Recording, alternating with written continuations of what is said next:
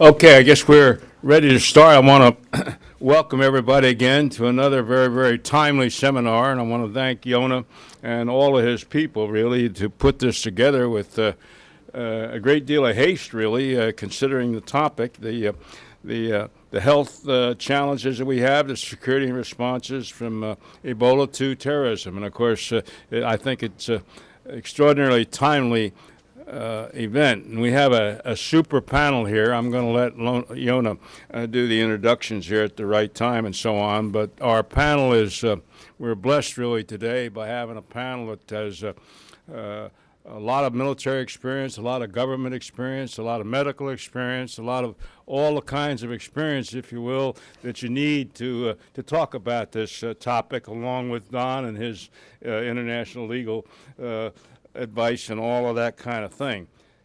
Somebody, somebody told me one time when I was a young guy, if you want a good idea, read an old book, and I think that is very timely. For example, here's a book that was written by Yona 13 years ago, and the title is Terrorism and Medical Responses, U.S. Lessons and Policy Implications. And so I think that says it all. And with that, Yona, it's yours.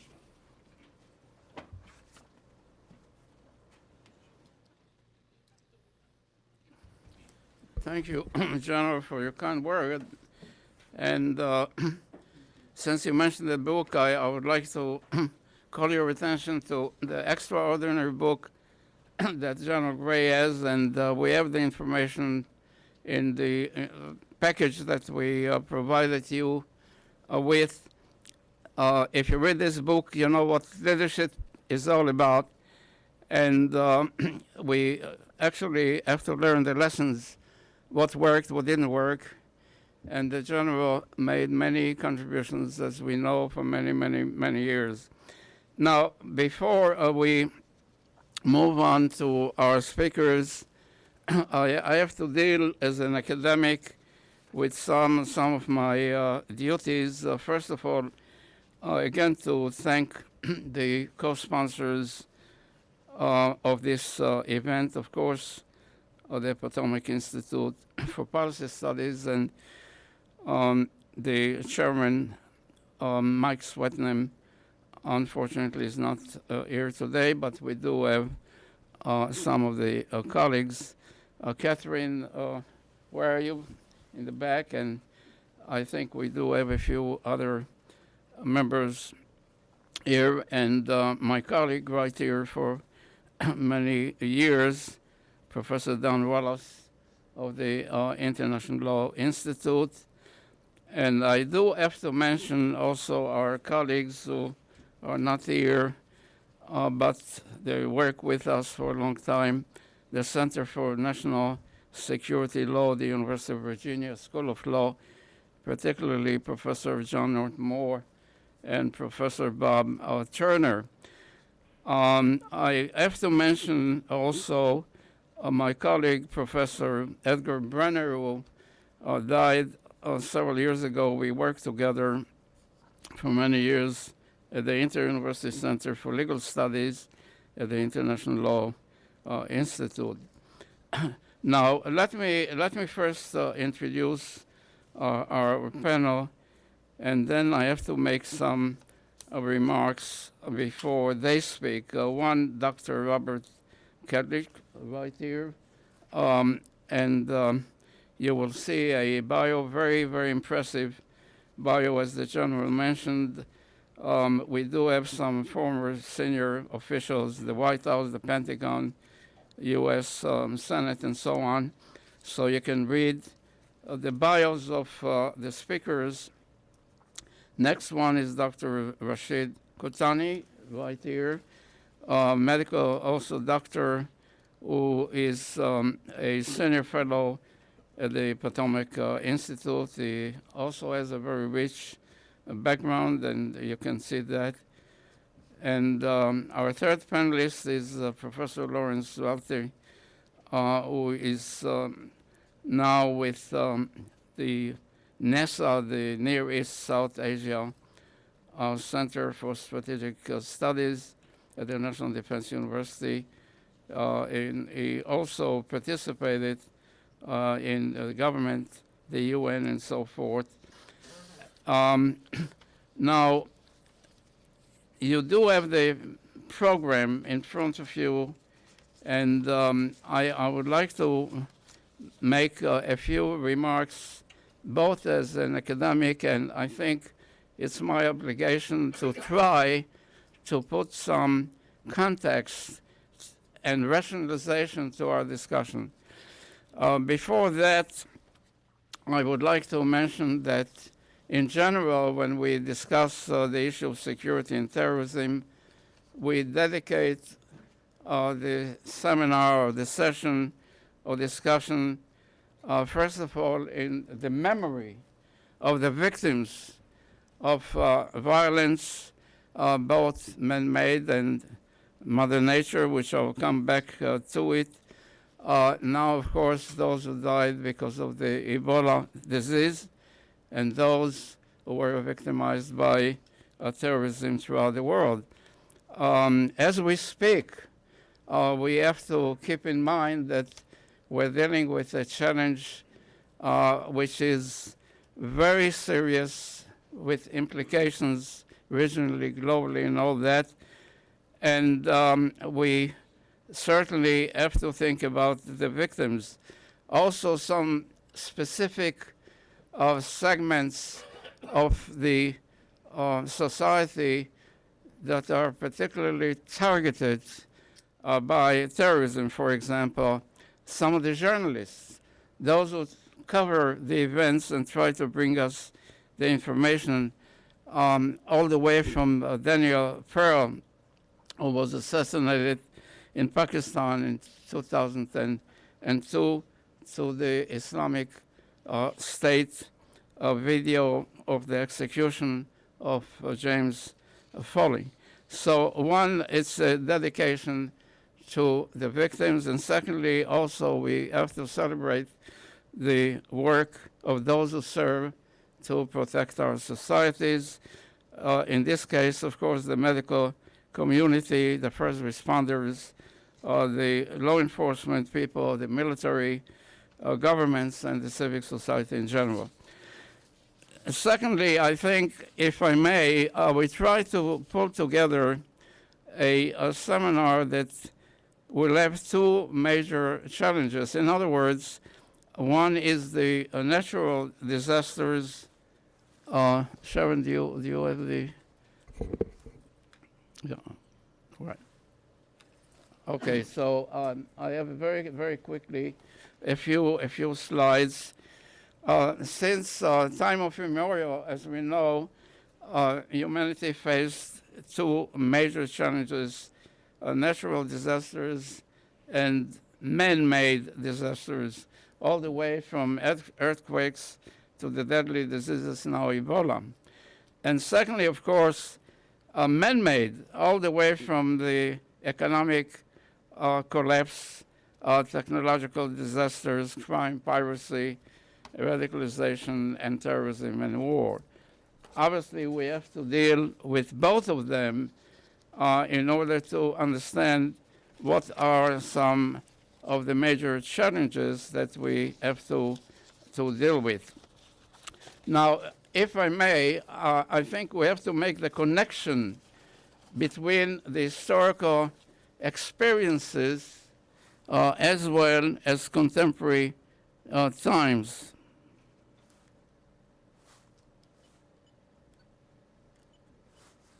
I don't know what we're trying to deal with technology. As we say, nothing is new under the sun except technology, right? Oh, I'm using the wrong thing, right? After all, I'm an academic, but at any rate, we just had a publication here on the challenges in Africa that was published yesterday, and we're releasing it, and we'll provide you with copies dealing with both the Ebola as well as the terrorism challenges. So if, for example, we look all the way back, if you will, even the Bible and the holy books and all that, and it's very clear what happened to societies at that time and the victimization. But it is interesting to look during history what were the reactions and who was to blame for some of these disasters, natural as well as man-made.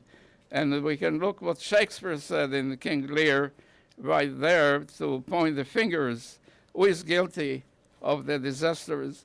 But I think the best answer was provided by Noah when he built the ark, because he basically sent a message that should be, I think, critical in terms of developing policy. And he said, look, there is no room for delays or indecision. So governments have to move and the society have to move in order to deal with the challenges. So if we look back, obviously we can look back at history, the time of the pharaohs, if you will, and the 10 plagues, but the Middle Ages, particularly the Black Death. And the thing is that the Middle Ages and the Black Death is not just a chapter in history. Even today, we find in the contemporary struggle that some extremists, they try to push an idea that one can call blood libel. In other words, for example, in the Gaza recent, I think, a crisis and war, there were communications that the Jews are poisoning some of the waters in Gaza in order to kill more and more people. Now, if we look back at the responses, this is one picture of a physician in the Middle Ages protecting himself from the Black Plague. And basically, you can see that he's really wearing a cloth which is oilcloth, covering his face with a mask and a sponge with vinegar to deal with these issues of the mass mortality. So we have to learn in the past. And I found, in fact, I think Professor Don Wallace and I remember we were together at a conference in Turkey, in Çanakkale at the time, and we saw the monument of Kemal Atatürk, the father of the Turkish Republic. By the way, just celebrated the 91st anniversary of the Turkish Republic. And I think Kemal Atatürk, in this particular statement, trying to equate the body, the individual, the health of the body to the health of the nations, was really on the mark. It seems to me that he set a value standard for us to follow in humanity, that we cannot be detached from reality, and we have to look at the situation as it is. So today, we're going to deal with the virus and the threat of Ebola. And what we learned from history, that there are two emotions that drive people. One is fear, and one is hope. With fear, obviously, we see what happened, even if there were very few cases in the United States and in the West. And it did generate a great deal of fear. We're going to discuss the whole issue of Ebola. And we do have, obviously, the experts to deal with that. But again, each time we're surprised about a surprise, because we did not anticipate that kind of activity, while in Africa we know that there were many, many cases of infectious diseases, all the way from malaria to typhoid and so on. So number one, we're going to discuss the Ebola specifically, the roots, and what are some of the challenges that we're going to face in the coming months and years. Finally, we're going to discuss also the security issue, which has to do with terrorism, particularly now We have seen what happened with the ISIS. Now, I suggest that we look at some of the other groups as well. For example, the Hezbollah. And obviously, we also marked this month in October the 31st anniversary of the attack on the Marine base and the French forces in Lebanon. And I think we have to look at the Hezbollah as well, because we find that the Hezbollah is very much engaged, as we know, in Syria, and according to all kinds of reports, Hezbollah apparently was able to upgrade its capacity, and according to different reports, there are probably about 100,000 rockets that Hezbollah has. And in case of a third Lebanon war between Hezbollah and Israel, we're going to see, obviously, that kind of capability. Now, in addition to that, I think we have to look at other groups in the region. And the next one, of course, is the Al-Qaeda group. But not only Al-Qaeda Central, we have to look at the affiliate groups, and we're going to discuss it with one of our panelists, Professor Velti, as well, in the Arabian Peninsula, in the Maghreb, the Boko Haram, Al-Shabaab, and so on. And then this is a older map in the beginning of the year. Obviously, we're going to have an upgraded map to indicate what's happening now in the region and elsewhere with the emergence of the groups in the region, and as well as external groups. We have to deal also with the Hamas issue, and particularly now we find that the most recent attack in the Sinai that we witnessed, the attack on the Egyptian army in Sinai, and apparently some connections with the Hamas and other external groups in the region. And clearly, I think Egypt, in order to develop security, they must construct a buffer zone in the region between the Sinai and Gaza and Israel. And there is no doubt that we have to pay very close attention to the question of stability in Egypt, which is the most important country in the Middle East. Finally, the Islamic State. The Islamic State that we're going to discuss in some details. And what is really interesting about the Islamic State, that they're able to somehow recruit thousands of volunteers from all over the world, as we know, the foreign fighters.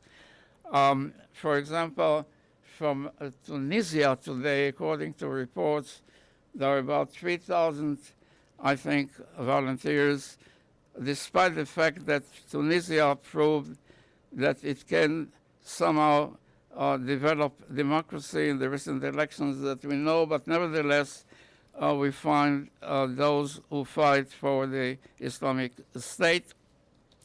And the brutality of the Islamic State is very well known, but I like to mention not only the journalists, but also women and children and so forth.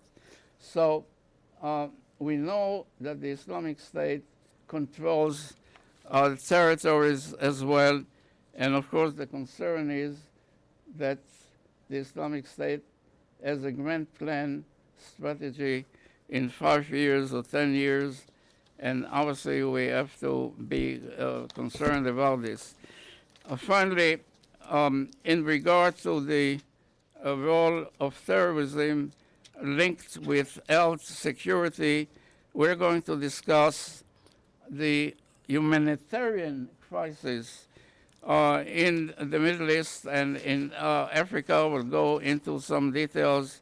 The countries that we know, if you take, for example, Syria, the total number of refugees or displaced persons in Syria is around 10 millions if you take into account the refugees, over 3 million who left for various countries in the Middle East. And I think the same thing is in the Maghreb and the Sahel, and we're going to discuss it. So the question is basically, what are we facing in terms of security? And I submit to you that we must discuss not only the Ebola, but the biological and chemical and nuclear challenges that society is facing. And then, of course, in order to deal with the issue, we have to strike a balance between the security considerations and human rights and civil liberties. With that, I'm going to call on Dr. to come and speak.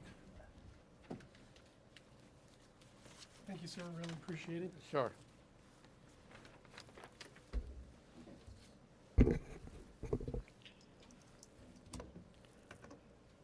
Professor Alexander, General Gray, ladies and gentlemen, and my distinguished colleagues on the panel, it's a great pleasure and privilege to be here today. I'm reminded of a Plato quote that only the dead have seen the end of war. But I'd amend that to say that only the dead have seen the end of war, terrorism, and disease. And so on the topic of Ebola, it really represents, I think, a very interesting point in time.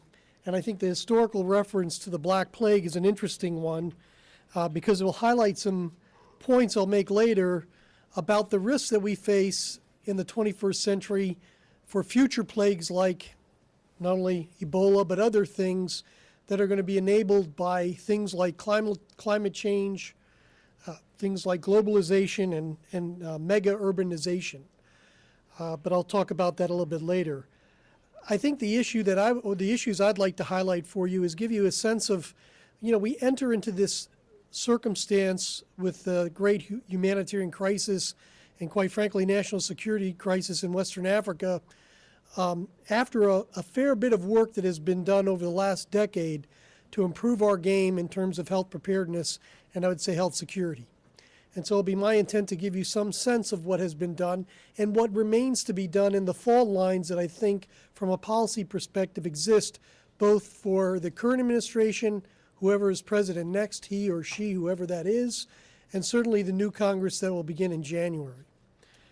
I think the current Ebola crisis, at least from a U.S. perspective, highlights the great vulnerability of our healthcare system to a single case of Ebola that basically walked through the emergency room door in Dallas and was immediately sent out after all the warnings and messages that the Centers for Disease Control had sent, saying that it was possible, more than possible, that an Ebola victim could walk into your emergency room or hospital. What's worse about this is the effect, and you could argue this has been largely media hype, but I would argue something very different, that there's a very core fear in the American public that predates the events that happened here in October, but go well back, and I have a historical example of it, back to 1946. So many of you may not realize that during World War II, we had two Manhattan projects that were conducted. One was developing the nuclear bomb, and we know who the Oppenheimer was there, right? Dr. Oppenheimer, but there was also a biological Oppenheimer, a gentleman by the name of George Merck. His name may sound familiar because there's a billion-dollar multinational pharmaceutical company named after him, but he was the American Oppenheimer for the offensive BW program. Quite frankly, during the several years that it was existent in World War II, quite frankly, they never were able to create a functional biological weapon that they intended to use had either Japan or Germany used those kind of weapons against us. I only make that point because I think there's a historical point about the role of intelligence. Because in 1943, when President FDR was warned about the possibility of biological warfare, the U.S. intelligence community then, the OSS, basically informed him that Germany had a biological weapons program and Japan didn't. Well, we found out after the war the exact opposite was true. And so you probably can relate to more recent examples where the intelligence community hasn't been 100% right on these sets of issues.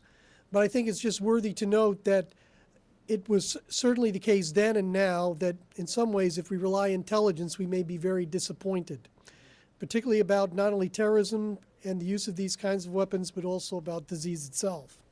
But the point I'm trying to make is in 1946, George Merck released a report to the American public about the efforts to develop biological weapons. It's one of the few cases that I know of where a report was unclassified, released to the public, and later reclassified as secret and pulled from all the shelves. Why was that? Because it scared the bejesus out of the American public. It created a firestorm in print at that period of time, and you can recount that if you ever go into the archives of Newsweek magazine and Time magazine when they were actually printed on paper, and actually evaluate what was not only the scientific debate, but the fear that was invoked by the concept that you could create agents that would be invisible, that would be, if you will, be totally, alien to our senses, that could ultimately kill you in a rapid fashion. Now, I'd argue that everybody's been sick in their life, and so there's some element of what I'd say personal reference to the idea of illness as it is. Now, few people have had Ebola in America, but if you recall Robert Preston's book, The Hot Zone, he certainly makes a very compelling case why you should fear such an organism like Ebola virus. So in some ways, there's an innate fear by the American public, and there's also, if you will, a created fear by public press. There have been popular movies of the subject, and obviously the media has certainly not missed their chance to sell print or advertising in today's world. But the point is this represents an interesting nexus for the potential for terrorism. And that is kind of what we experienced around 9/11 with the anthrax letter attacks. And so I would just argue, for the purposes of this august panel, that in some ways, while we view the Ebola crisis as it is today a natural event, it could certainly migrate into a different space should someone take advantage of the availability of a virus like Ebola and use means to basically deliberately infect people. But this is not new news to you, but I do think in some ways you need to understand the healthcare system that we have to date. It's a $2.8 trillion activity, and the U.S. government currently spends for hospital preparedness, about $225 million. That represents 1/100th of 1% of what we annually spend in healthcare. So you can imagine that what we gain out of that federal investment around health preparedness is evident when a single case of Ebola basically walks through a door, or it could be any other disease of significance like smallpox or pandemic influenza.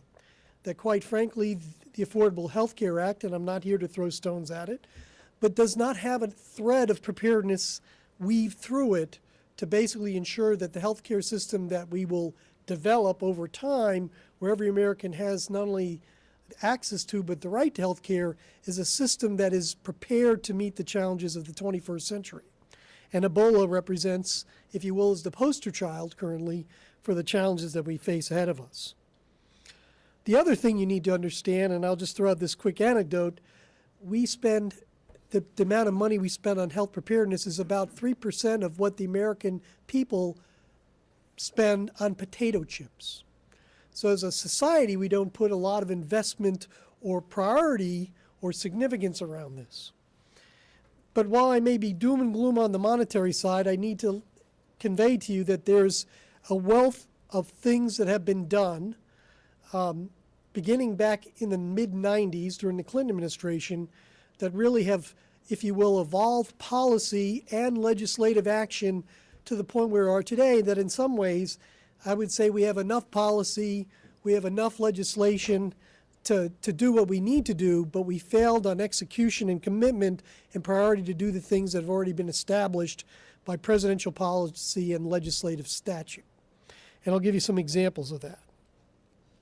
First of all, as I mentioned, President Clinton basically recognized the the concern about bioterrorism, and even though conventional press says it was around the book Cobra Event by Robert Preston, another book about a synthetic virus and toxin that someone comes up with.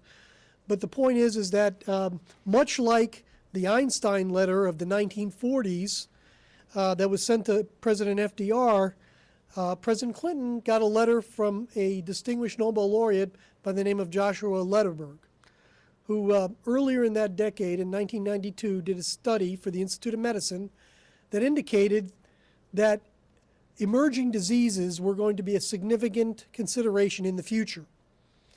Again, 1992, before the issues, if you will, of global climate change, before the issues of globalization were realized, Dr. Lederberg and his colleague, Professor Shope from Yale University, a distinguished arbovirologist, basically recognized that we were on a converging path, potentially with disaster, with the possibility of emerging diseases and bioterrorism. And it was their work and Dr. Lederberg's warning to Clinton that basically, if you will, initiated things. Now, I'm a great believer in our system of government that at best we can hope for imperfect incrementalism. You can look at any issue in the United States history, whether it be civil rights, defense policy, or I'd argue in this case public and medical preparedness, that we demonstrate imperfect incrementalism. That we'd make few steps forward, one step back, reorient, realign, and move forward again. And so it is with that there have been a series of, if you will, legislative initiatives that basically happened after 9/11 that are worth noting. One is the Pandemic All Hazard Preparedness Act. I'd like to take credit for it because I was a staff director for the Senate subcommittee that drafted it, but it was actually Senator Richard Burr from North Carolina and Senator Ted Kennedy who championed that bill. And the significance of that bill was it basically used the lexicon of national security to basically define and, if you will, redefine the U.S. government's role in preparing for these events.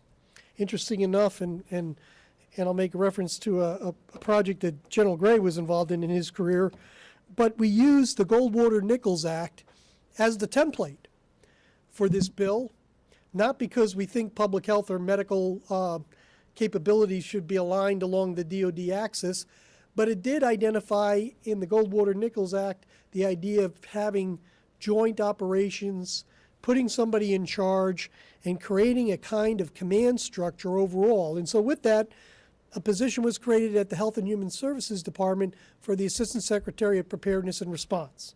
Now, regrettably, in the crisis at hand, you don't hear much about that office, but it was their function to basically do the necessary things to align not only the U.S. government's efforts in this space, realizing that in some ways it's not only HHS, DoD, and VA that have significant assets to bring to the fight, but it's also this idea that to basically align the state and local authorities who are, if you will, the frontline soldiers in this kind of activity.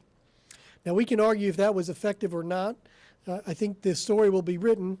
But I do hope that as a result of this Ebola event, somebody will have the wisdom that they had in the 1980s to commission a Holloway report that General Gray was part of, and we talked about it before these proceedings, that really did assess why did things fail, and in that case, Desert One, because what they identified in the blueprint they laid and the vision they left was one that over 2 decades went from the point in time when we had a tremendous failure in the Iranian hostage rescue to the point in time that we could all celebrate the demise of Osama bin Laden. That didn't come overnight. That didn't happen because somebody just said, let's do it. It literally took decades of commitment by the special operations community to do 4 essential things. 4 essential things that I would argue today are the essential elements of the kind of public health preparedness we need to address the current Ebola crisis and any future public health crisis we may encounter. One is recruit the best people. I think if you look at the record right now, we have a tremendous brain drain and, if you will, graying of the public health community.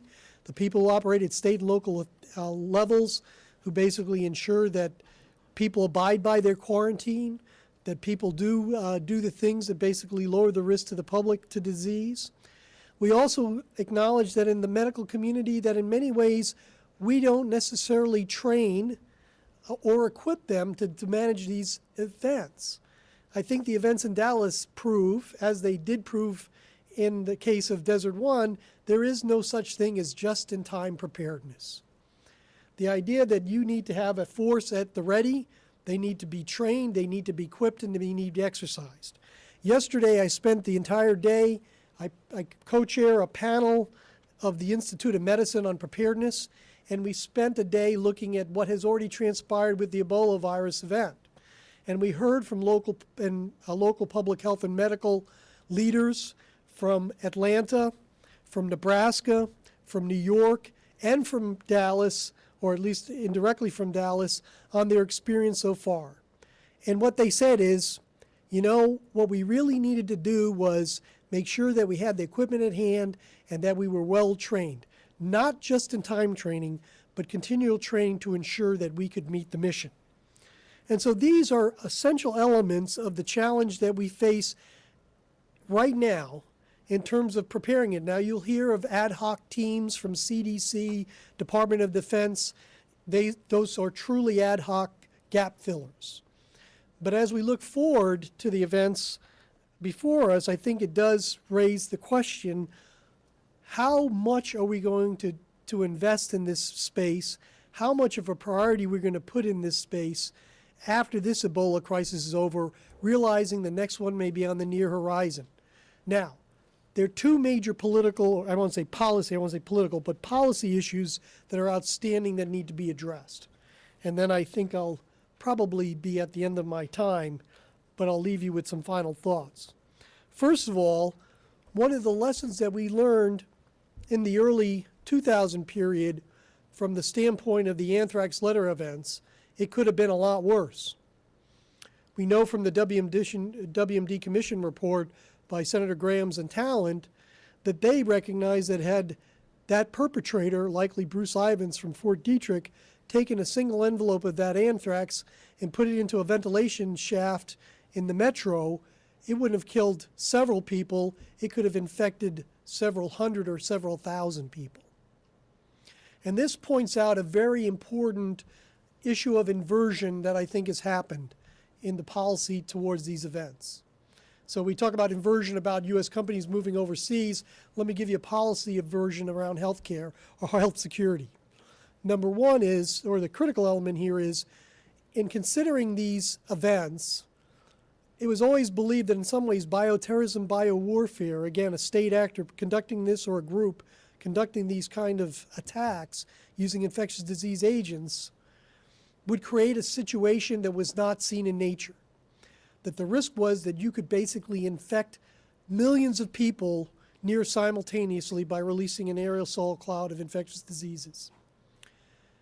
Over time, the belief is in some ways if we prepare for natural events like Ebola, which don't have the same epidemiology, that somehow we will get the benefit of improving our public health and medical infrastructure, maybe at a lower cost, but in some ways that's the more likely scenario. Well, it's like telling an army or to say, well, or basically, better yet, let me use the football analogy, taking the Washington Redskins and telling them they're going to play one of the local high school teams as their way to practice when they're going to play the Dallas Cowboys or the Seattle Seahawks. The whole thing is that if you define the problem in a certain way, and I think we're on the wrong track at the current time, that we will basically not prepare ourselves to address, I won't say the worst case scenario, but certainly a reasonable case scenario where terrorism basically tries to use these kinds of agents as weapons. And as I think you can see in the events of the Ebola case, we have not proved ourselves necessarily competent to deal with a single case of a natural occurring disease that's imported into the United States. The second issue is, another policy issue is, in all the efforts and even the efforts that I was a participant of that preparedness, particularly health and security preparedness, was somehow outside the domain of regular health care, kind of an add-on, an adjunct. And the answer is it has to be integral with. And that's another major policy issue that I think is outstanding. I think in the construct of my comments today, and again alluding back to the points that Professor Alexander made around Black Death, we have to look at the events that are going to make our life challenging no matter what, whether it's a disease that is natural in origin or deliberate in origin. And that is three essential factors. Talk about climate change a little bit, globalization, the opportunity that someone can get on a plane today and be in the United States not the same day but the next day, carrying a disease that either he acquired or she acquired that could represent a public health threat, or by basically having 10 people purposely inoculated by a particular disease being, if you will, infiltrating the United States by commercial airliners. And I think the other element here is this idea of urbanization, because Ebola wasn't a problem in the past because it would happen in a remote village somewhere. People would get sick, people would die, and because there was no access, if you will, to modern transportation, the outbreak was naturally, if you will, contained into those settings. Now there are better roads in Africa.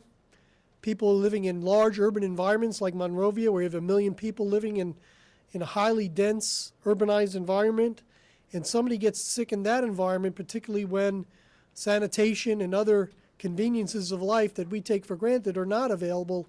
It basically creates a circumstance where these things can rapidly propagate. I think I've probably, if anything, went over my time, but I hope I left you with a sense of the landscape that we've done, which again, first is imperfect incrementalism. We're 2 decades into a dedicated effort to improve the preparedness of our public health and medical infrastructure. We have many more miles before we sleep, before we get it right.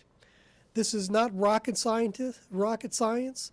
I think the experiences or the analogies that we've done in other areas, and I use the SOCOM experience as being one in point, that there's a way to rapidly fix this problem. It's not entirely expensive, but it takes priority, it takes leadership, and some modicum of resources to do so. And the last thing is we need to define the problem correctly. That in some ways the challenges before us are likely to be more frequent. They may represent a deliberate component that represents something entirely different than we're dealing with now, and we should have the wisdom and the fortitude to develop what we need before it happens, because there is no just-in-time preparedness. And with that, I'll conclude my remarks.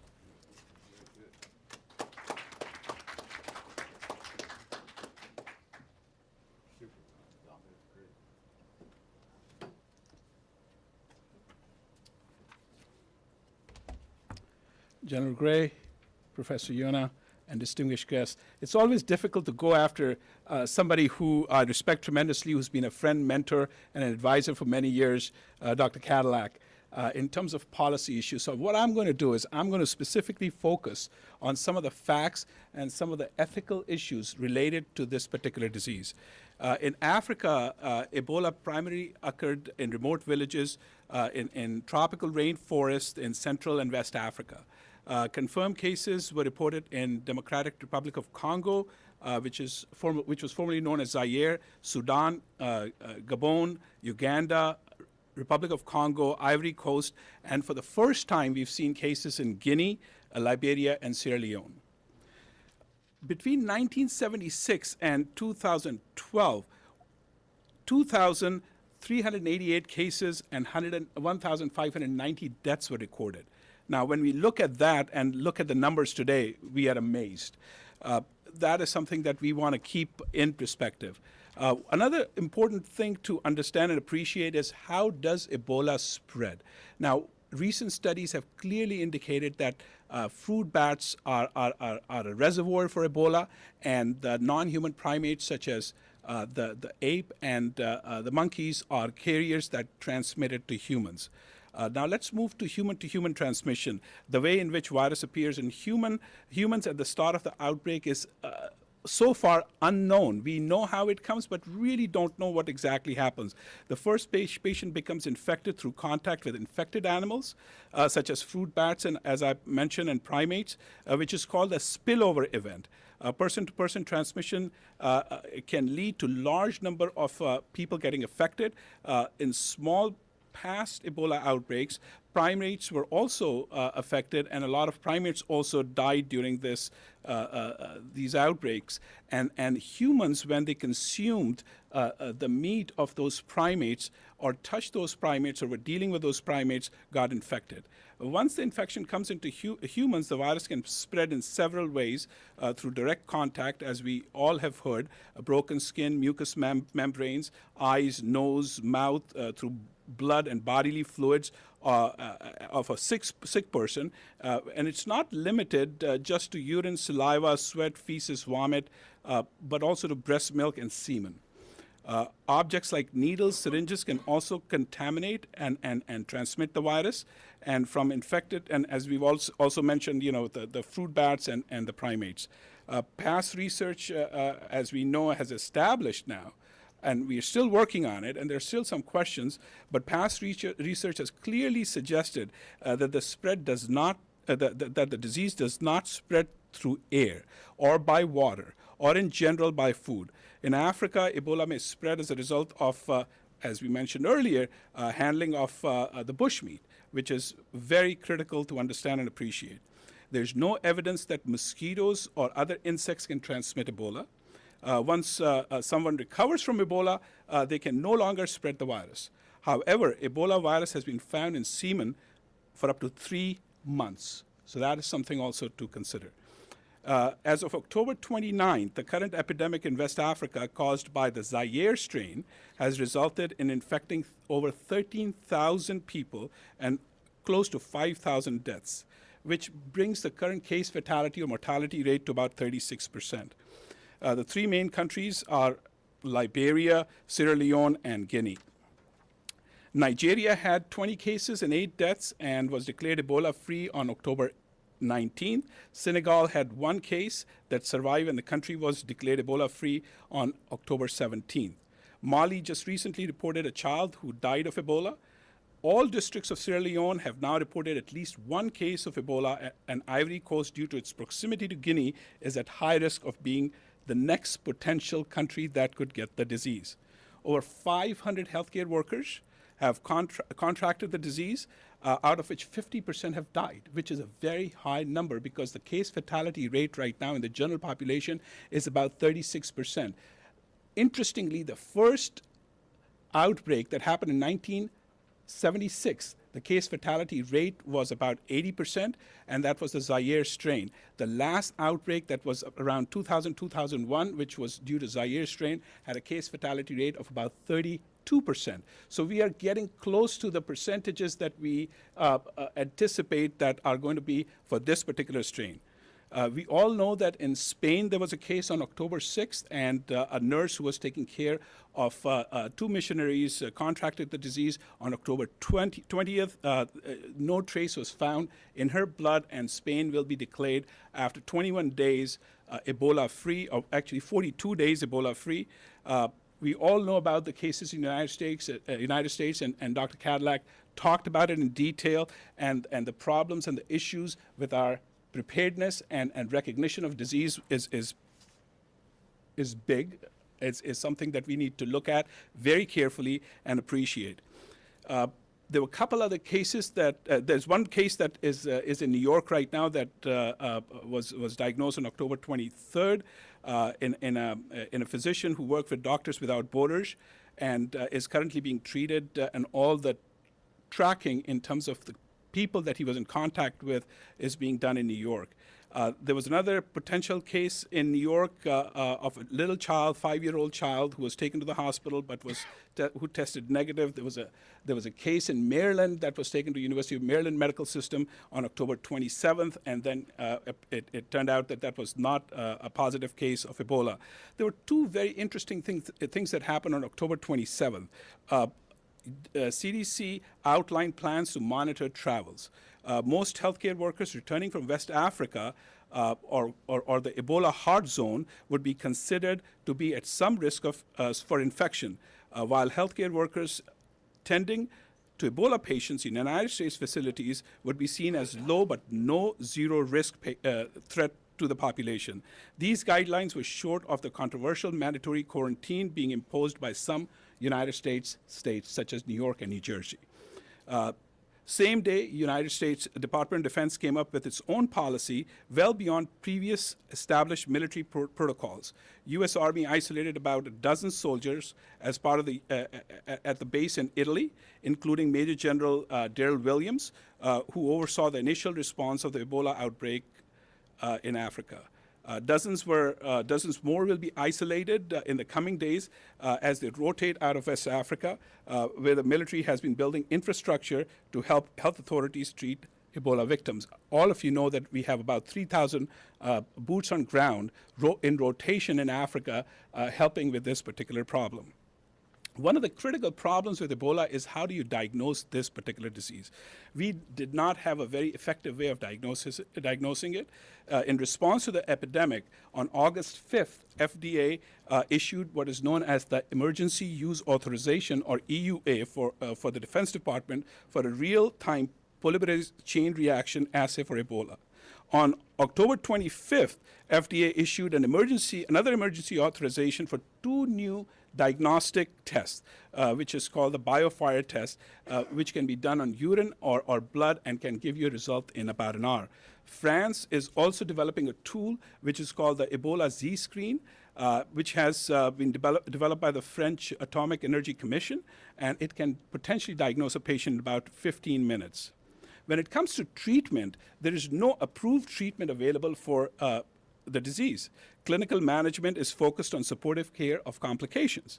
However, multiple therapeutics or drugs are being developed or are in potential process of being developed that could help this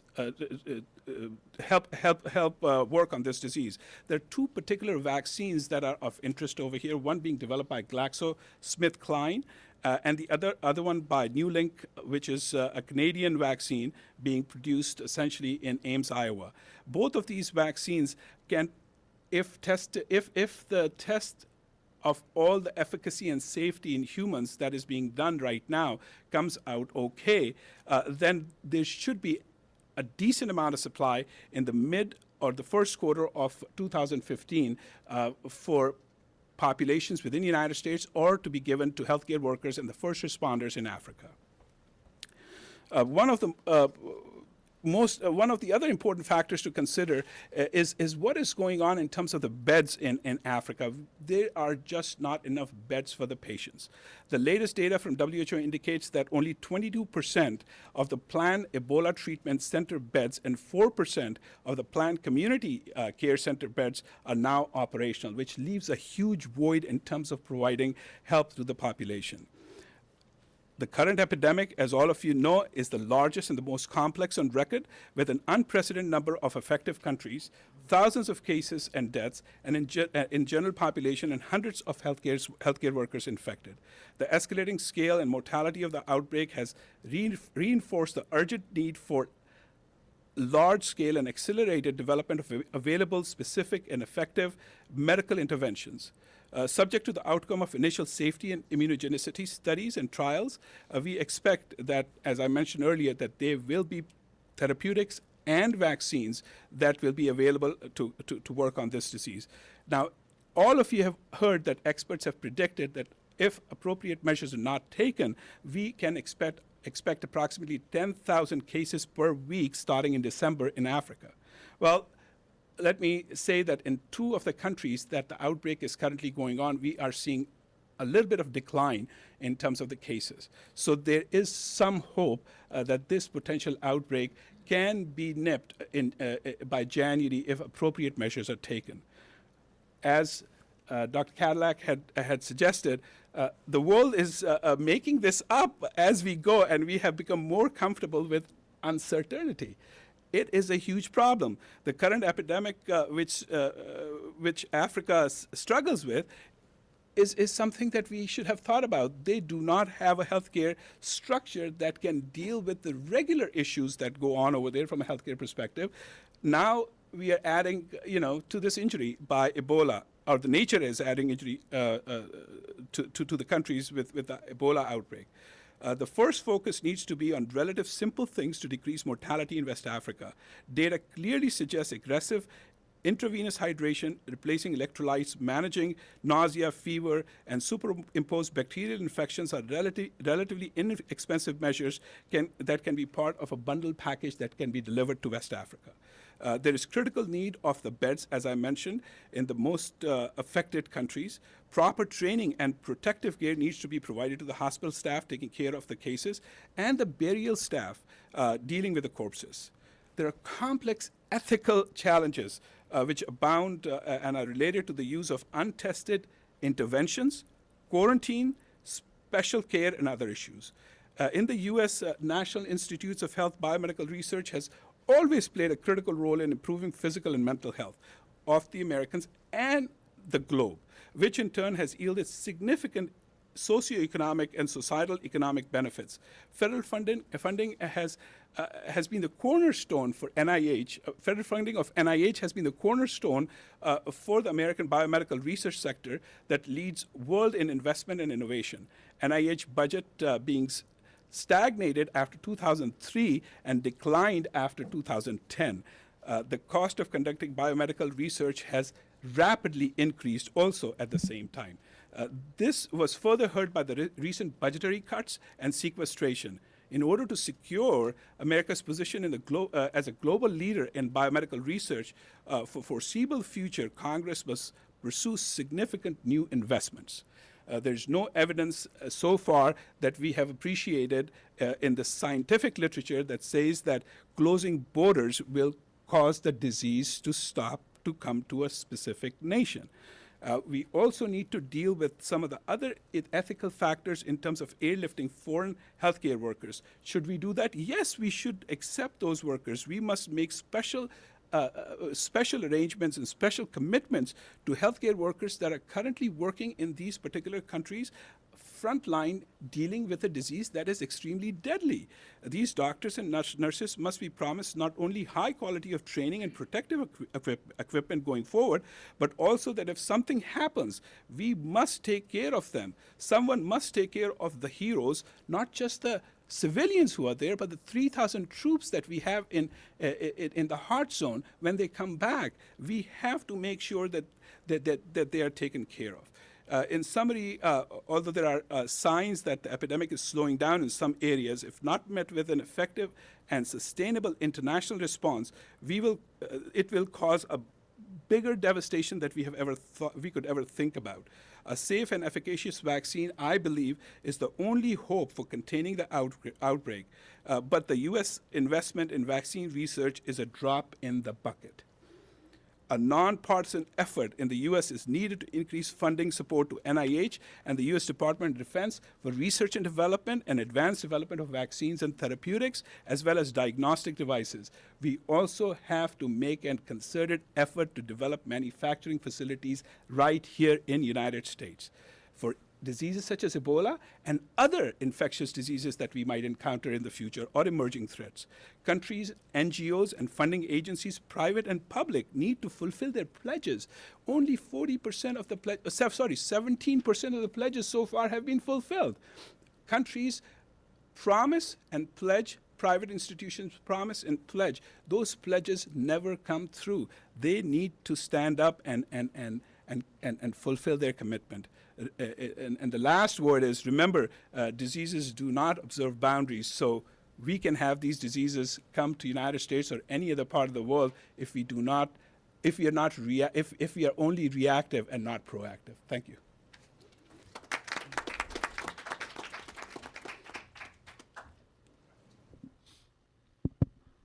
Thank you, Yona. With Dr. Alexander's permission, and I guess more importantly, our media colleagues' approval, I'm going to speak from the table here rather than the podium. I appreciate the opportunity of being here. I've been asked to speak a bit about terrorist and insurgent groups that are operating not just in Africa but also in other parts of the region, and a little bit about how that affects the potential for humanitarian disasters in the region. There's been plenty of literature analyzing these groups. Some of the best has been done right here in this building. So I'm not going to go into what Al Qaeda is all about or what ISIS is all about, except for just a little bit. But what I want to do is talk about the activities of these groups and the potential for the development of true humanitarian crises in the region, and that is primarily through the issue of refugees and displaced persons. And I've got some statistics here I'll kind of rattle off. The sources of these are mostly the United Nations, either the High Commission for Refugees or the Undersecretary General for Humanitarian Affairs. In Africa, Boko Haram, a group that has certainly made headlines recently. There are probably 10,000 Nigerian refugees in Cameroon. Now, I don't know if anybody would go to Cameroon to seek refuge, but there are 10,000 Nigerian refugees in Cameroon. There are probably 50,000 Nigerians in Niger. More about that in a minute. And there are several 100,000 internally displaced persons within Nigeria, maybe even up to 1 million, because these numbers, of course, keep changing as things evolve. Moving a little bit further north, in the Mali situation and in the activities of Al Qaeda and the Islamic Maghreb, further in the north in Mali and Algeria, there are 300,000 internally displaced people within Mali. I mentioned 50,000 in Niger. Some of those come from Mali. And in both of those situations, the UN is monitoring, not for Ebola necessarily, but for yellow fever, cholera, and this sort of thing. Although I want to emphasize that the humanitarian disasters that can happen are certainly more than just medically related disasters. In Libya, which one can argue is kind of the beginning of this whole process, especially in northern Africa, there are 60,000 internally displaced persons within Libya, a country where any sort of government, whether it be the central government or regional governments, their writ does not extend very far beyond the building in which they're meeting. There are also 1 million refugees, according to the UN, in Tunisia, Libyan refugees in Tunisia. The president of Tunisia, President Marzouki, who will be president at least for another month or 6 weeks, says it's up to 2 million Libyans in Tunisia, maybe even 1/3 of the pre-2011 population. Now, Tunisia has capable medical capabilities, and there's a bit of a joke about that. If we have time, I'll tell a joke about Tunisia and the medical, but this is still it really taxes the capacities of countries to handle these people. Now, let's talk about ISIS a little bit, and I'll talk about the refugee situation in ISIS, which dwarfs these other numbers relatively, and then I'll talk a little bit about ISIS itself at the end of my remarks. The UN says there are 3.2 million registered refugees, that is, registered refugees, registered with the UN, from the ISIS, the Syrian civil war, and sectarian fighting within Iraq. There are refugees, more than 1 million each, in Jordan, from both Iraq and Syria. And Jordan has seen successive waves of refugees from 1948 right up until this year. About 1.3 million in Turkey. These are registered. 1.2 million in Lebanon. 500,000 Syrian refugees are in Iraq. In other words, they went from Syria, from the frying pan into the fire, if you will, or the other way around, depending on your perspective, and they sought refuge in Iraq. and there are 900,000 internally displaced people within Iraq. Syria, the numbers suggest, there are about 4 million Syrians that are displaced within Syria. Now, some go to cities, live with relatives, not necessarily all in refugee camps, but this certainly is a lot more than 3.2 million refugees. As winter gets close, about 5.2 million people in Iraq, says the United Nations, are in need or will be in need of humanitarian assistance as winter sets in. Fuel, shelter, that sort of thing. And in Iraq and Syria, and this is a little bit of a chilling statistic, and I'll talk about that towards the end, there are now about 10 million people living in areas controlled by ISIS, the Islamic State. That's 10 million people. That's in Syria and Iraq, in both countries. And that's larger than the populations of most of the states in the region. Now, this of course creates large refugee populations, camps, emergency needs, and there are, as we've heard by our previous speakers, and I don't mind going after previous speakers because I learn a lot from the folks that have spoken before me. There are a lot of obstacles to both governments and international organizations and NGOs. There are obstacles to their providing the necessary humanitarian assistance, ranging from the, well, seemingly ridiculous teams that are vaccinating for polio in Pakistan are actually there to sterilize your daughters, so don't let them into the village. And in fact, several have been killed. Medical workers are actually bringing Ebola, into your part of the country. So stay away from those people. Reminds me of the Black Plague picture with the vinegar. It's misinformation, and it's also propaganda that we have to counteract.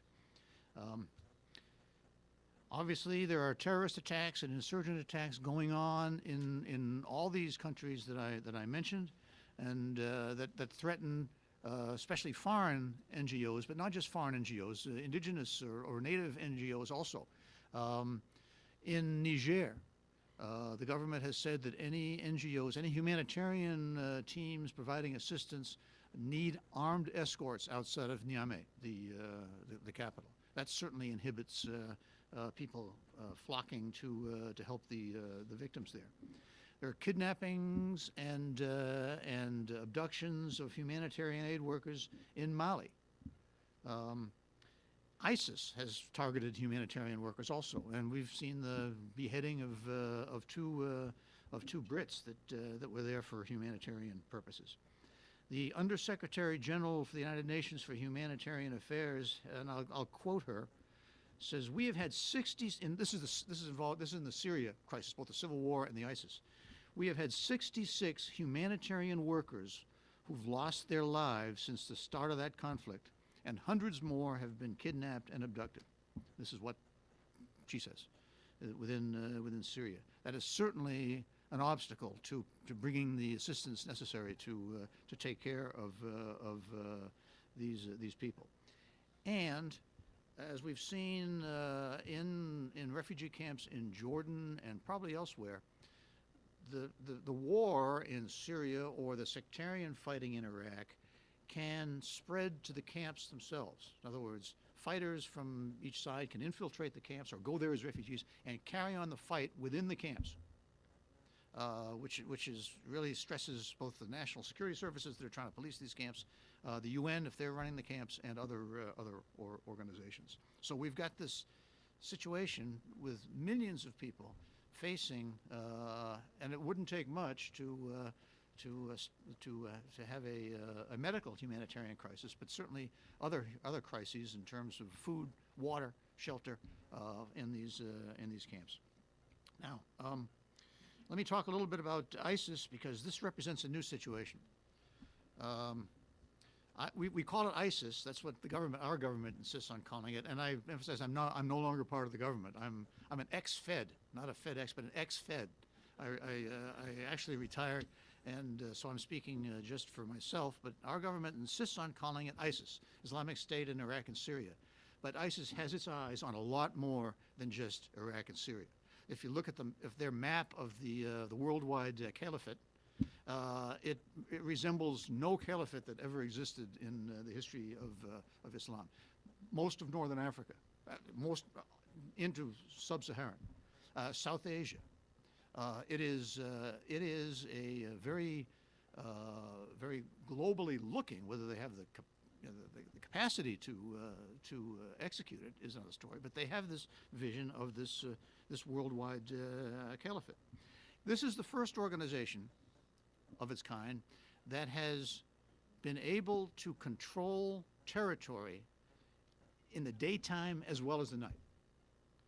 And this is key territory. These are cities. These are infrastructure, roadways, rivers, that sort of thing. Key territory.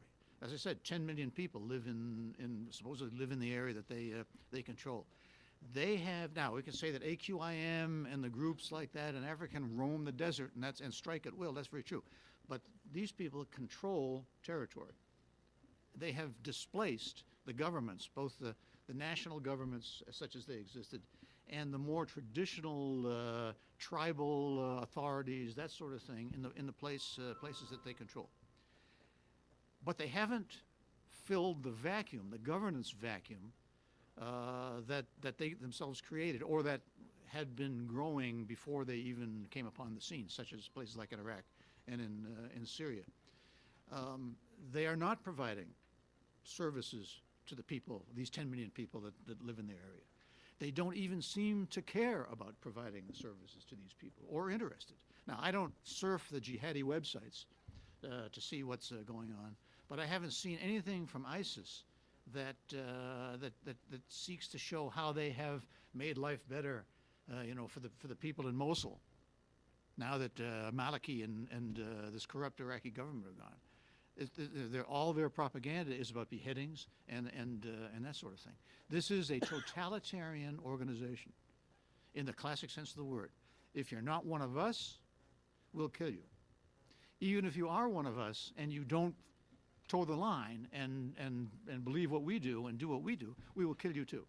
So this is a very different organization of Al-Qaeda. Al-Qaeda never really took that line. And now we're seeing ISIS sort of clone-type organizations in Northern Africa that are swearing allegiance, like they did before, to Al-Qaeda, the Al-Qaeda Central, to ISIS. The Jund al-Khalifa in Mali and in Northern Africa. Certain elements of Boko Haram are doing that. So we're getting these sort of almost nihilistic totalitarian organizations that are controlling a lot of territory.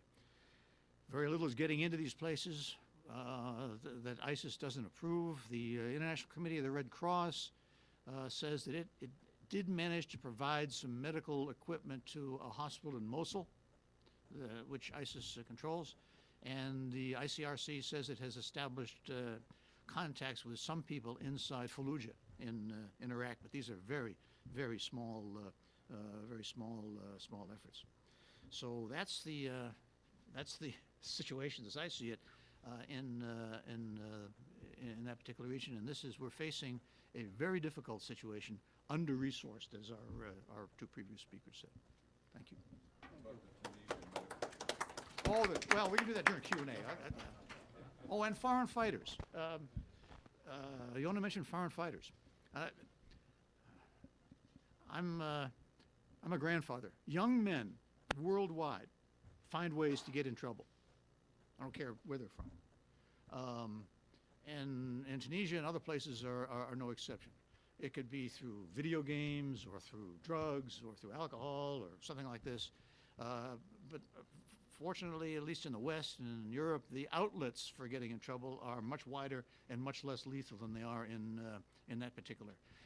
It is not surprising that young men of that age would see something. Everybody wants to, be the person in the video games. A lot of Tunisians, before the revolution in Tunisia, were drawn into these groups when they were in Europe. In other words, they left Tunisia to go to Europe to find a better life, which they didn't find. So they were therefore attracted by these groups because they were separated from their real families. They had to find a virtual family, which was on the internet someplace, and they get sucked into these groups. A lot of them went to Syria for that thing. But now they're recruiting within Tunisia itself. A lot can be said. I mean, there's a lot you can blame on the jobs, the economic, the social despair they have. But essentially, there's always a group of young men that are going to find ways for excitement and to get into trouble.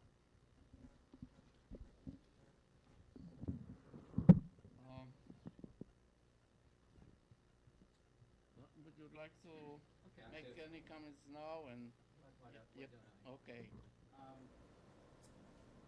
Many of you come to these programs of illness, and I think there's one golden thread that runs through all of them.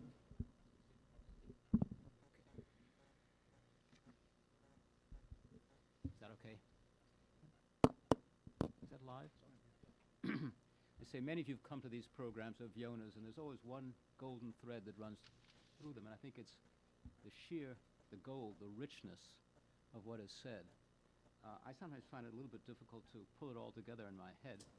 But I think today we have a fairly common set of themes. I mean, I thought initially we'd be talking about the fear, but I think we're really talking about the underlying reality, so we don't have to really get into the sort of the excessive reaction.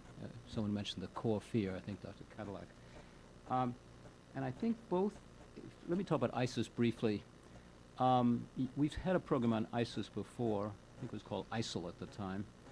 And I think Yona or someone called it terrorism, but I think it's probably deeper than terrorism. Terrorism is certainly one of the things that spawned, and I think this is something we really have to be concerned about. I think we've seen the collapse, probably, of the Middle East order. And it's interesting, someone mentioned that yesterday or the other day was the 91st anniversary of the establishment of the Turkish Republic, which was roughly the same time as the end of the caliphate. I'm wondering when people will turn against the Turks for having ended the caliphate. But I think there's a real unraveling there. The problems are profound. I think, as so many of these problems, fear comes from ignorance. But even if you're knowledgeable and are not afraid, I think it's very hard to get a total grip on the underlying reality as it's evolving. And I think this is something we'll come back to again and again. And Yona has been drawing that arc, that picture now, and the arc keeps on growing and deepening, and it's definitely there. On the other side, I thought it was rather interesting. I didn't see how we'd link Ebola to this, but now I see. It's really the inadequacy of our ability to cope. Yes, difficulty in coping with ISIS, but maybe even a greater difficulty coping with Ebola and then possibly bioterror. And I think there you get to something very deep and American, which is our priorities.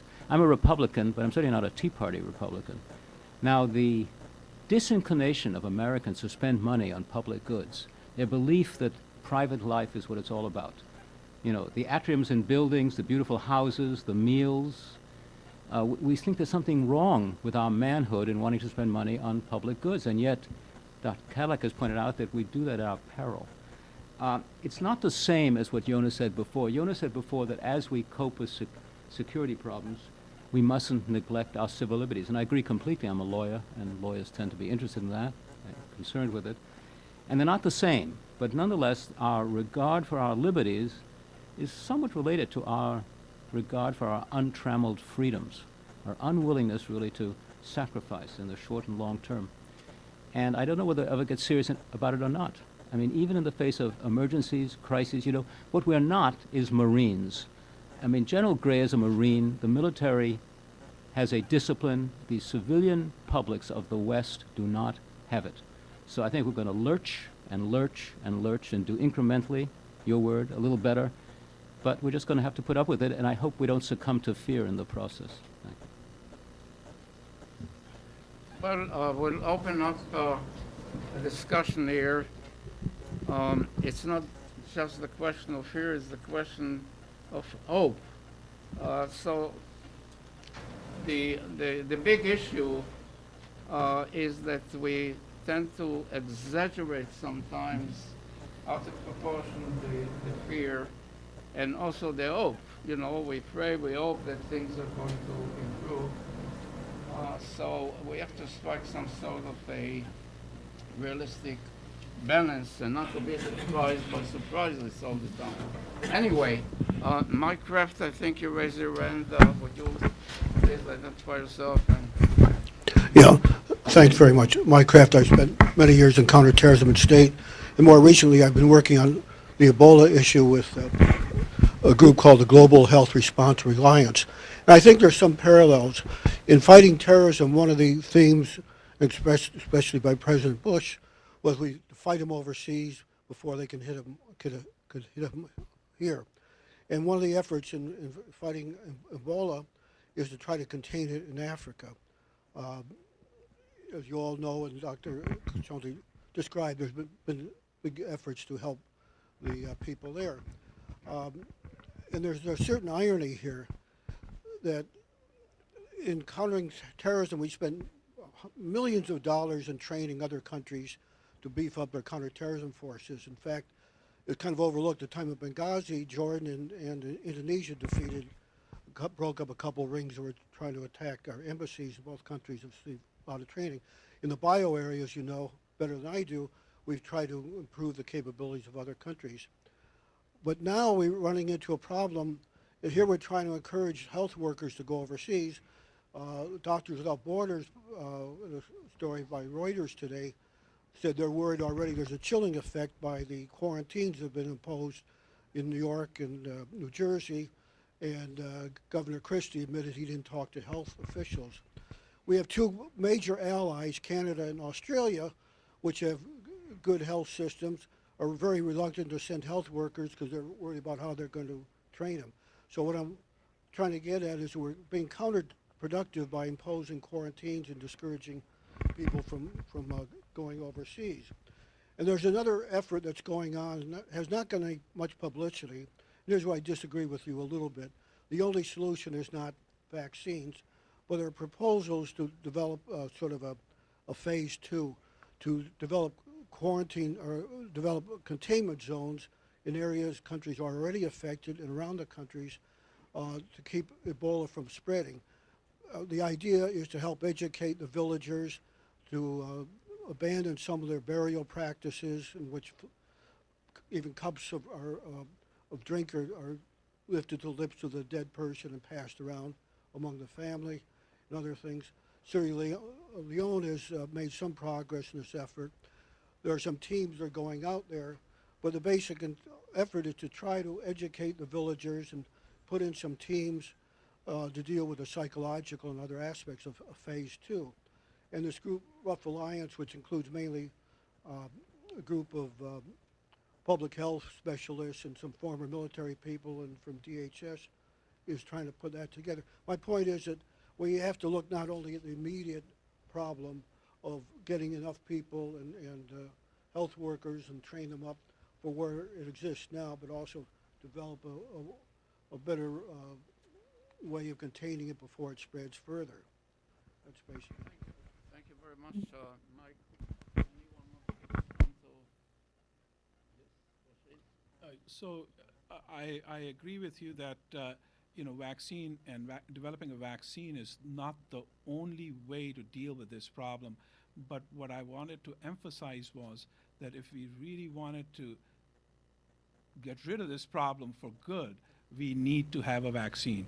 The primary thing that is needed is to provide the affected countries with the basic needs, and those were some of the basic needs were the ones that I'd identified, which are just, from beds to IV fluids to antibiotics, for example.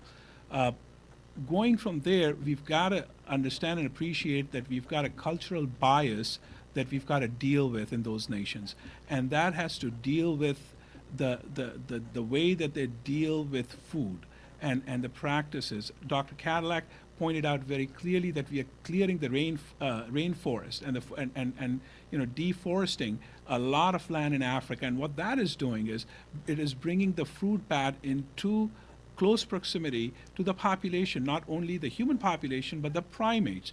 And once the primate gets it, and the food supplies are short in those countries, and guess what they depend upon from a food supply perspective?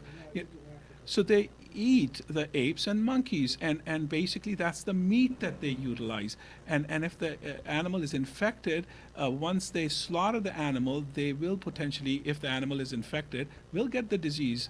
And that those practices have to change. The burial practices obviously have to be modified. So a lot of work needs to be done. But one of the critical things before and beyond all of that is that we've got to help those nations build their healthcare infrastructures. They just do not have the bed capacity to deal with the regular issues that they encounter on a day-to-day basis. On top of this is Ebola problem. It is just impossible for them to deal with it. Yeah. Dr. Kamali, one second. Get the mic, please. Hi, Daphne Kameli. To follow up on your question, what is your view, or the medical experts here in particular, on this 21-day quarantine? It is effective in some states, it's not effective in other states. Some health workers defy that. Where should we go from there? So first thing, I think to understand and not to highlight the fact that the guidelines that CDC has published have evolved. And what they've evolved to in terms of the current setting, and I think is one of the areas that's causing some concern and maybe a little confusion with states, because states do have authority under the Constitution for those things that are not reserved by the federal government. And public health falls into that, so they have domain over this. So it's their interpretation of how they should take recommendations from CDC.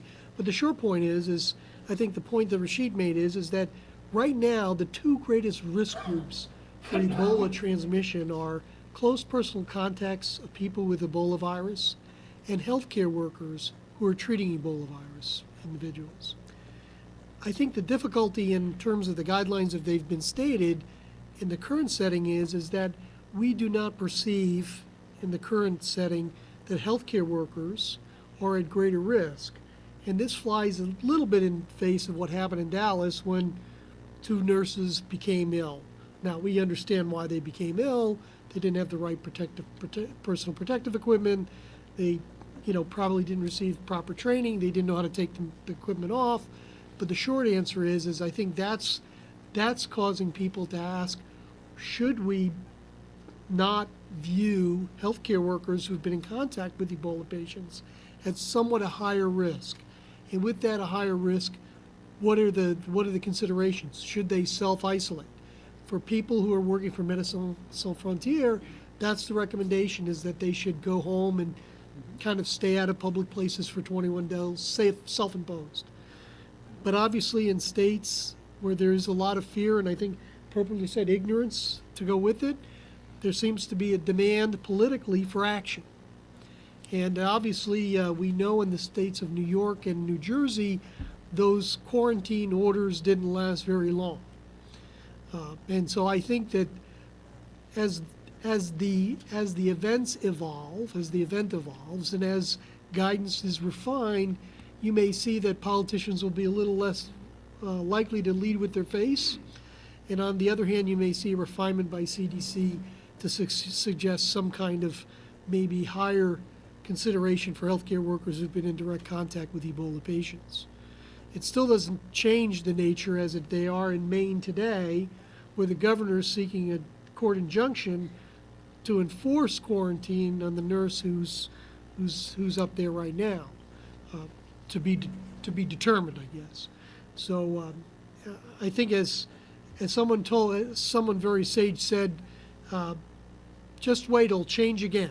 Mm-hmm. And I think that's kind of like the watchword that probably needs to be invoked. A bit of caution, a bit of prudence, but certainly some of the efforts so far have probably veered one way, again, imperfect incrementalism, along the way. So one more thing to just quickly add to that. The first thing is that 21 days is a safe period after which, if you're not eliciting any symptoms, you should not have the disease. That's the number one rule that we are following over here. Number two, we've got to have compassion for the healthcare workers. And we cannot ostracize them. And from an ethical perspective, we have to take that consideration and consider the law as well as the ethics that we follow in this nation. So we've got to make sure that we follow all of those things and provide them all the support that we need to provide them. One of the critical things that I would like to see is, and as was mentioned, that there has to be a voluntarily executed quarantine that individuals impose on themselves.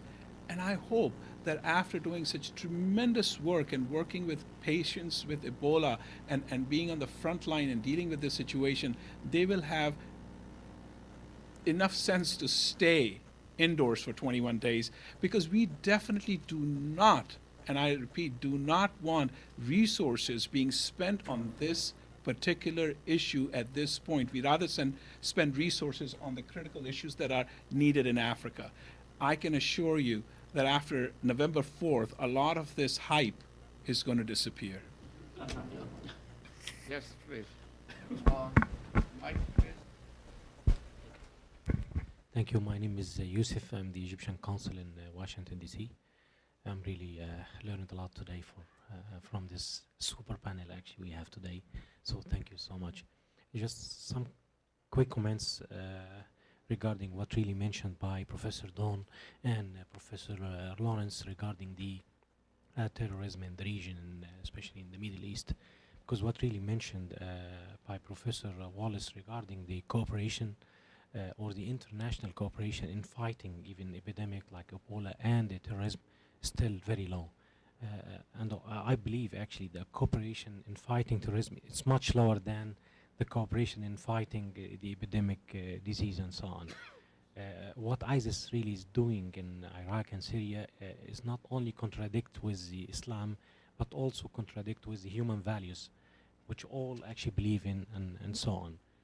The Egyptian government, for example, have been calling for international support to fight terrorism in the region until like every single Western country were reluctant in cooperating in this regard till a few months ago when the foreign fighter problem emerged. And just like quick thing to give you an idea what really will happen if the changes in Egypt didn't take place lately. Washington time, I think a few days ago or a few weeks ago, Asia just published the statistics about the foreign fighters in the Middle East and in Iraq and Syria. And they mentioned a little thing very interesting regarding Tunisia, for example. They said actually they have more than 6,000 Tunisian foreign fighters in the region, while we have 330 something from Egypt. And we're wondering if really the regime stays in place, or the former regime in Egypt stayed in place, and compare the two population of the countries, how many thousand or tens of thousands foreign fighters from Egypt will be there. And what really very weird in my opinion, just like Professor Alexander mentioned the situation in Sinai and what really happened, we still find many criticism toward what the Egyptian government is doing to fight terrorism. While actually if we look at the statement and the public statement made by the former government, they were actually supporting the Mali terrorist group in their trial to seize power. They called for jihad in Syria, turning the whole situation in Syria from mere aspiration by the public to a better life to a sectarian conflict. And I think we still need, by you and all the presence, we need actually to explore the opportunity for more cooperation in fighting ISIS and ISIL through the moderate institution related to Islam and other religions. Thank you.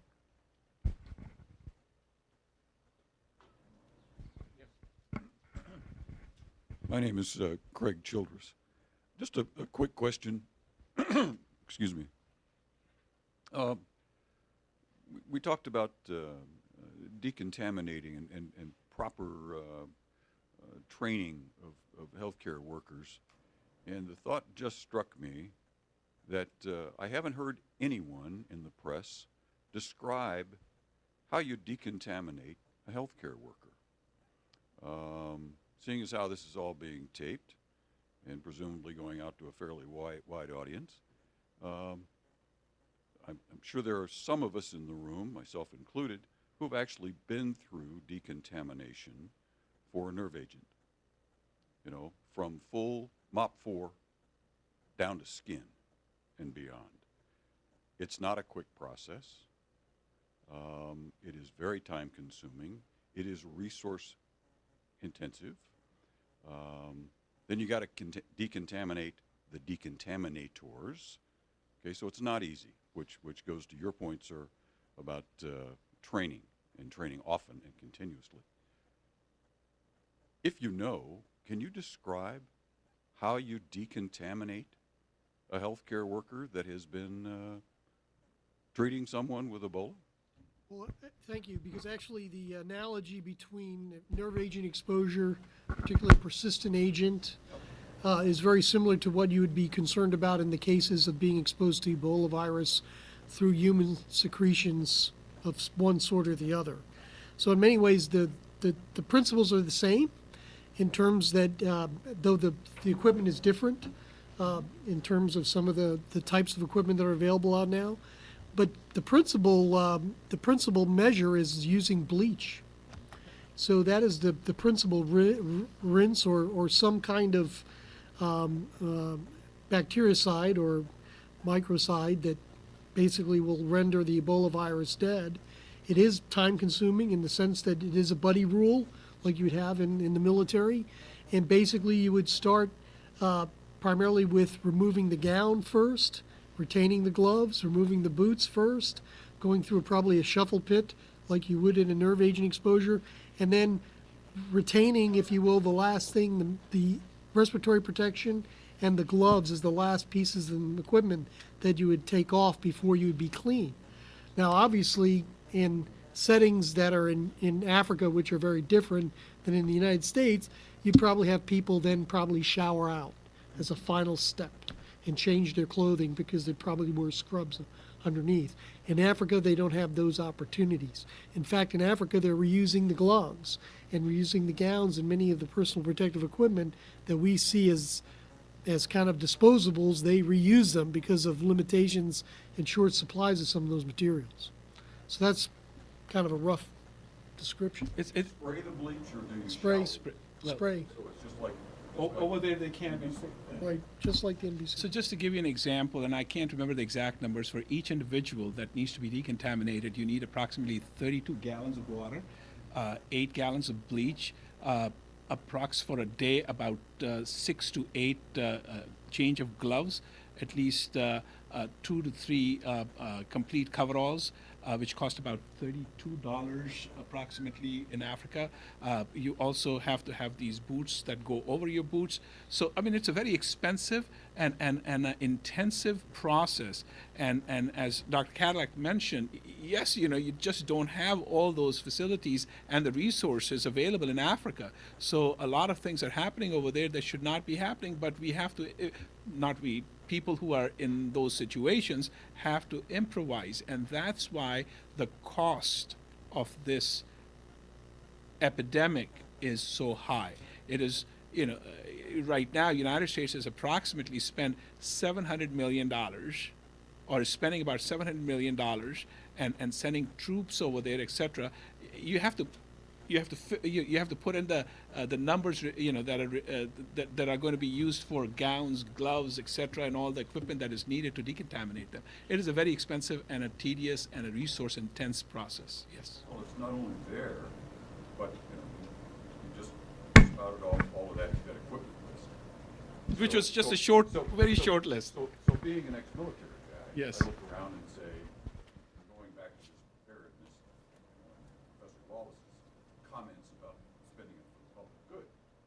Outside the Defense Department, how many sets of all of that exist, let's say, in the state of Texas that could be brought to that hospital in Dallas? Not enough. Not enough. And that raises the real critical thing is, the old military axiom, amateurs talk strategy or policy, professionals talk about logistics. This is all about logistics. And the answer is whether domestically, internationally, the logistics supply chain for these kinds of materials to address this outbreak, whether it be in Monrovia or in Dallas, are not sufficient. I'm afraid I thought that. Okay, yes, please. The statement that you made that said Ataturk had said a poem. That poem belongs to a Persian great poet named Sa'di, where it describes that all humanities are made by the same creator that belong to the same body, and if any part of the body aches and nobody bothers, so they cannot name those people humans. So that was not Ataturk's statement. This was Sa'di's. Thank you. Yeah, well, it really shows the globalization of humanity. Just one quick footnote on the ISIS. I think Professor Rotti spoke about the territory, which is true, but we do have obviously some parts of territory you refer to, let's say in Libya and so forth.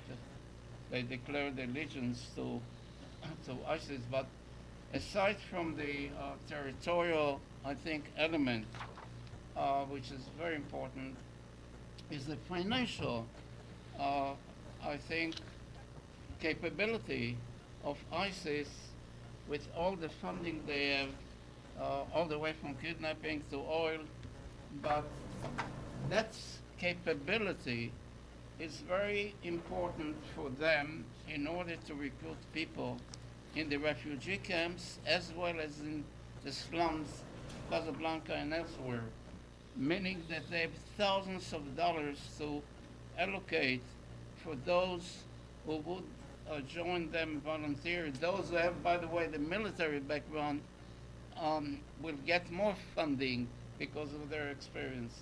So number one, when we talk about refugees, this grave humanitarian issue that you discussed that deserves much greater attention and support, but it is also I think, a potential for future recruitment for many years to come. In other words, the children of today can become the terrorists of tomorrow. Now, because of the interest of time, let me ask one question, and each panelist and the audience are welcome to respond. To try to link the issue of the disease, in this case the Ebola and terrorism, the broader question seems to me is, can disasters be predictable? In other words, can we do the homework to prepare ourselves, as you indicated before, that it wouldn't happen again? This is number one. And number two, in the broader sense, we refer to it to some extent, can we be prepared to mitigate disasters in the future? And can we have a list of what worked and what did not work?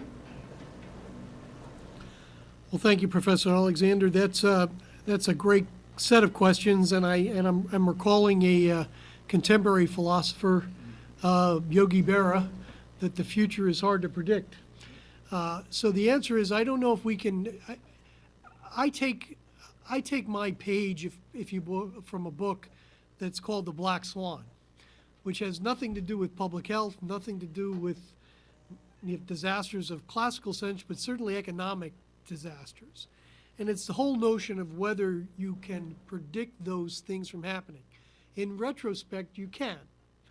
Of course we could see the recession of 2008 coming. Look at all the abuses, look at all the loopholes. But the answer is that in some ways, his contention is that in some ways you can't predict these things, and really the approach is really about preparedness and become resilient. And that, by the way, there are good black swans and bad black swans, and you have to be prepared to recognize either one and take advantage of the good and mitigate the bad. So I think that's how I would leave it. In some ways, that in some ways we probably are not going to be 100% accurate in terms of our predictive capabilities, but we certainly know what works for better preparedness for these things. And it certainly seems, in light of investments we've made in other areas, and I'll use national missile defense as an example, that investments in these areas, which are insurance policies for an uncertain future, are probably reasonable and affordable. So quickly, as Dr. Cadillac mentioned, we honestly cannot predict anything, right? But we can be prepared for things. And what I was pushing for in my talk, when I talked about the resources that are needed for science and technology in this nation, that have been the switch, which used to be on all the time, has somehow been shut off, and the numbers in terms of funding has declined. If we continue to do that, we will never have the safety net that Dr. Cadillac you talked about, because we won't have those labs. We understand and appreciate that sometimes those labs and those manufacturing facilities that we need to have in this nation are not going to be doing a lot of active work. But if we don't have them, when the time comes, they cannot do that active work. We also need to invest a lot in looking at the ecology of diseases and endemicity of diseases. We have not recognized all the diseases. Now, if you folks feel that you get influenza vaccine every single year and you will not get influenza, you are mistaken, because what is it, 65 to 70% of the people who will get the vaccine will be protected, but 30% will get the virus. Apart from that, a lot of people who get the vaccine still get something which is similar to influenza every single year. Those are other viruses that we have no idea about. We have not invested enough money to investigate in those things, and that is what is needed from a national policy perspective, to invest. And if we don't do that, we will never be able to be prepared for anything. Hey, thank you. This is a little bit out of my we certainly could predict Hurricane Katrina. We knew it was coming. But which brings to my mind the comment that you made, Dr. Cadillac, about rocket science. Actually, this is harder than rocket science. The laws of physics don't change. You put the right numbers in, you're going to hit the moon. Mm-hmm. But so when Hurricane Katrina comes ashore, it's like a pinball machine. You pull the handle, and you hope you get 3 cherries. But if you don't, it's a disaster. And you don't really know what you're going to get. You've got a combination of human failures, you've got bureaucratic issues, you've got all of these things that affect these things. And finally, Yogi Berra, great American philosopher, also said, I didn't actually say all those things that I said. Somebody goes wrote his book. Yeah. Well, this still working? Well, I certainly just as a extraordinarily intellectual group of presentations here, and I think we're all a little bit smarter this afternoon than we were this morning. I think many would say your first inclination would be throw up your hands. It can't be done. It's just too much. I happen to be the eternal optimist, and so I think that something can be done. On page 2 of the recent study on Africa, you'll notice that Yona said that what we need for the Ebola challenge in Africa is some kind of a Marshall Plan type approach. And that's sort of what I would underscore for this whole global topic that we're confronted with here today and will be for a long time. It's going to take a long, long, long, long time, a lot of investment, a lot of brain power, a lot of thinking in a whole bunch of different areas that sometimes even seem unrelated before we can come up with a reasonable capability, in my opinion, to confront these various challenges. On the other hand, we've faced these kind of things before, not only in the Manhattan projects and things like that. And I have to say that the Second Manhattan Project I knew a little bit about too. I grew up, I was born in Rahway, New Jersey, and over in East Rahway is the whole Merck establishment and so on and so forth. And so we learned a little bit about that as youngsters and so on. But the thing that we need to remember is all of these challenges, the medical challenges, the nuclear, biological, chemical challenge, and all of that, and they're all, the solution to all of these is many times different. You don't do the same thing in the chemical threat as you do in the biological threat. In one case you gather up, in the other case you spread out. So these are kinds of techniques that we have to think about. And when you look at the enormity of it, it is kind of interesting to throw up your hands. But we faced a big threat in the 1970s. It was extraordinarily complex in terms of weather, in terms of physics, in terms of the ocean, et cetera, et cetera. And it was called the Russian submarine threat, and it was called the U.S.-American anti-submarine threat as well. It was enormous, so much that we almost didn't want to tackle it, but we did. And we used an approach where we bit off a little bit of the apple at a time, a little bit more at a time, a little bit more at a time.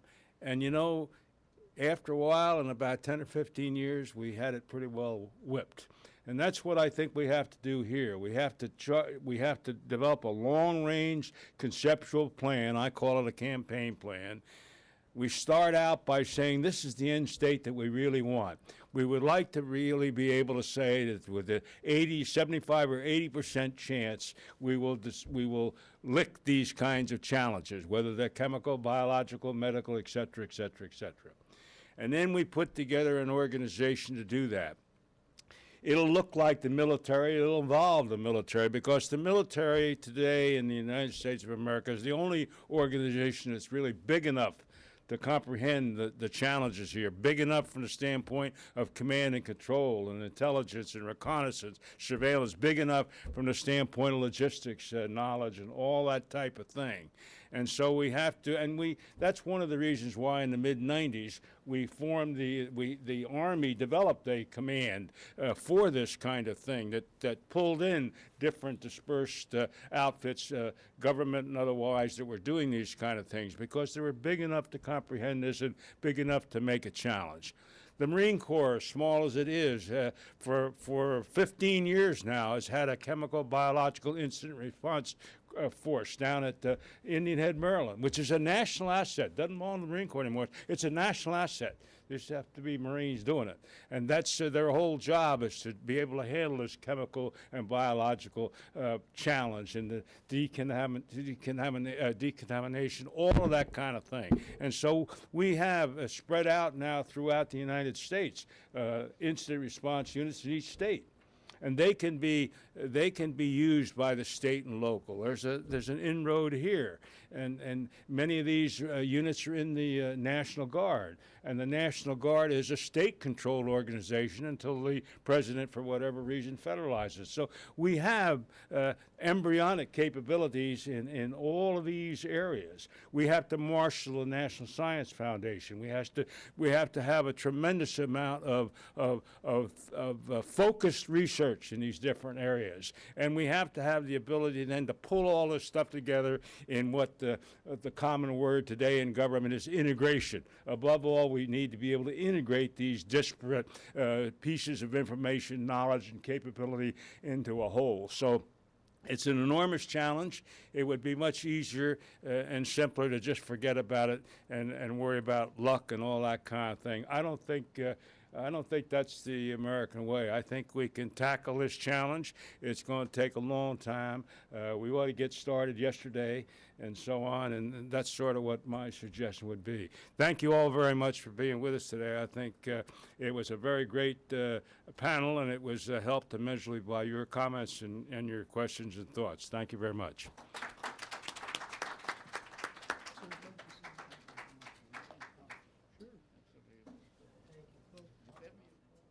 No, I haven't, but I will do that. But if you have a moment, We need to talk. yeah.